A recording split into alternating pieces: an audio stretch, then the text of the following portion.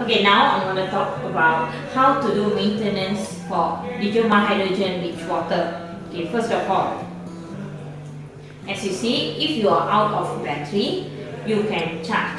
Since this device is not based on battery, but you can charge in the port itself.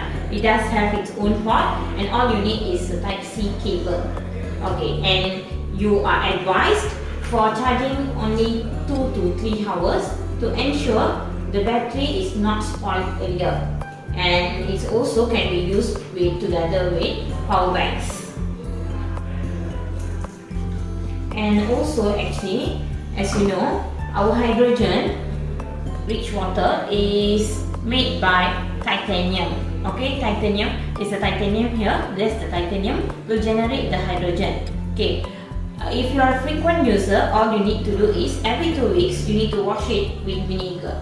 So any food grade vinegar will do, and just make sure it is soaked for 30 minutes.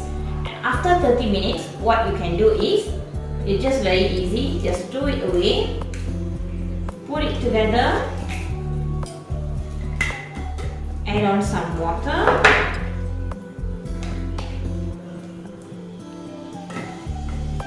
Give it a shake, drain it, and yeah, that's all. Here we go.